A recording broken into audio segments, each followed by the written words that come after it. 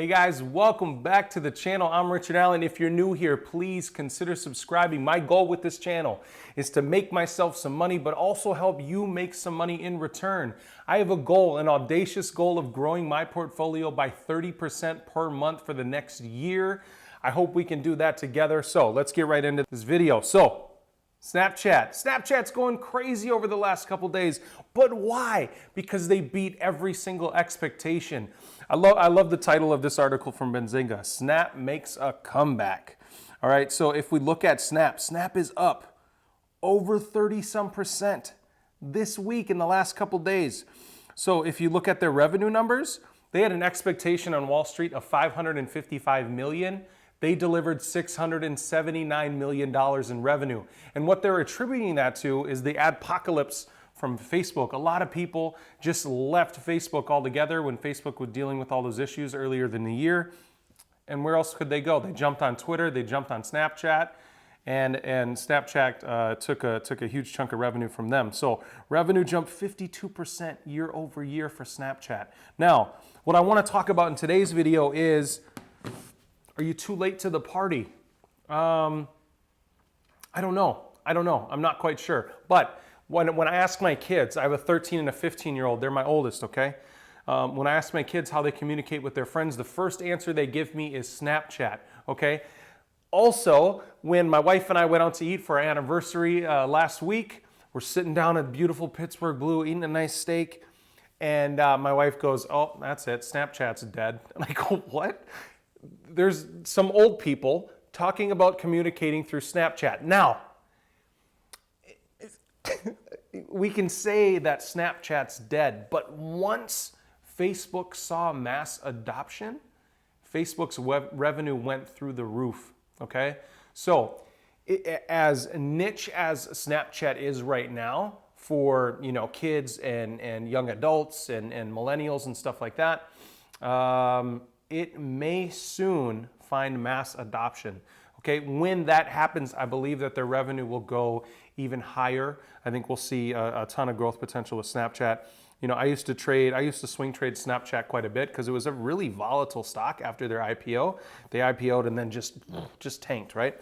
So I would trade them between $12 and $15 a share, $12 and $18 a share, something like that back then. They're in the friggin' 30s now. So in hindsight, hey, maybe I should have held Snapchat. I don't know. Probably not. But they're up 7% again today. So people are really, really excited about it. There's so much volume. Yesterday, there was, I think, 300 million shares of volume yesterday. Today, there's 105 million shares of volume. So people are really, really excited about this stock. The average volume for this stock is like 40 million, 44 million, something like that. So people are really, really excited for Snapchat. I don't think you missed out. I personally don't like investing in companies at the top, at all-time highs. But I think if you're excited about this stock and you want to hold long-term, the market cap on Snapchat right now is just over 57 billion. They could be $100 billion, $200 billion company in the next, 10 years, okay? So you could 4 or 5 times your money in the next 10 years if you just hang on to Snapchat. Now, could we see some downside here in the next couple weeks? Absolutely, right? You all know that this election cycle and just October, November in general are pretty volatile months for the stock market. So it's something to be aware of, right? So Snapchat could see a ton of people taking profits. It could see some insiders taking profits. So I want you to be leery of buying into a stock at all-time highs and getting super, super pumped and excited about something, because a lot of times, and we've seen it over and over again, a lot of times people get excited after a stock jumps up and then boom, right? A bunch of people take profits here and then you're left, if you buy high, you're left holding onto the stock and waiting for it to recover while you hopefully recoup your losses. So personally, I would only buy now if you want to hold Snapchat long term, okay? So I just wanted to get this out here. For me, I'm not going to be investing in Snapchat right now. If I see some, a 20% correction or something like that, I might think about it because that would be a better entry point for me personally. But again, what's my goal? My goal is to grow my portfolio as fast as possible. I don't want to be holding Snapchat for 5 years, tying up a bunch of my portfolio, even though I know it could grow over the course of 5 years.